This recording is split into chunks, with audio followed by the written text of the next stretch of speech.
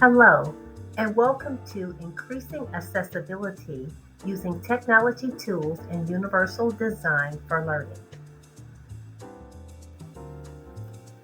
I am your presentation host, Dr. Michelle Leverett, Instructional Designer in the Center for Innovative and Transformative Instruction at Winston-Salem State University.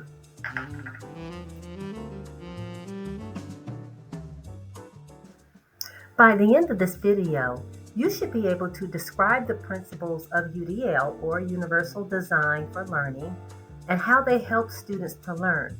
You should also be able to apply these principles to develop accessible learning activities that look at the diverse needs of all students, including those that need specific accommodations outlined by the Americans for Disabilities Act. You should also be able to determine how best to meet these ADA requirements by utilizing UDL principles and those suggested technical tools.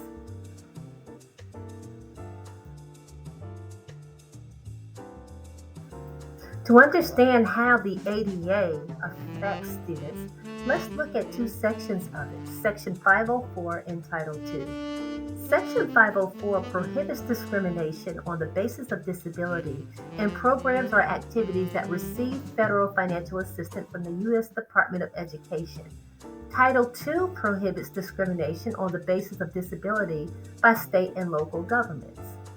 So Title II prohibits discrimination by state and local governments such as public school districts, public colleges and universities, and public libraries. So Title II applies regardless of whether the entity receives federal financial assistance. To understand how the ADA affects students, let's look at two sections of it. There are 3 points that should be remembered about a disability. 1, under the law, disability has a very broad definition. Number 2, it can be sporadic in nature or transitory. And finally, opportunity should be granted, and a person with a disability must be free from retaliation and harassment on the basis of their disability.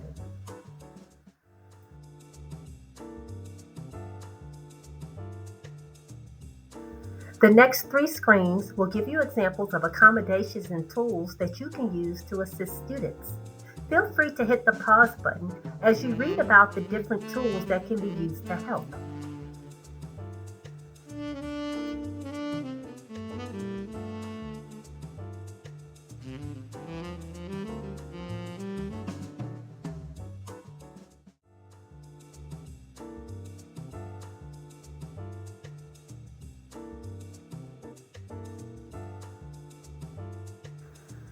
Now that we've discussed ADA and related technology tools, let's delve into UDL, Universal Design for Learning. What is Universal Design for Learning? UDL is a framework or an approach to teaching and learning that gives all students an opportunity to be successful. It considers a variety of teaching methods to remove any barriers for learning, and it is proactive, not reactive. To better explain UDL, let's look at an analogy to show what it is not. In the first picture, you see a set of stairs before an individual in a wheelchair. The stairs obviously cannot accommodate the wheelchair, and a reactive approach might be to build a ramp after the fact, seeing as that it is not beneficial for all. That is an accommodation.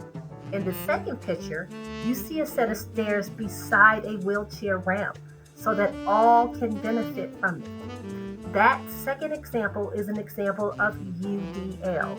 UDL considers the design and the barriers before the curriculum is built and factors in those challenges.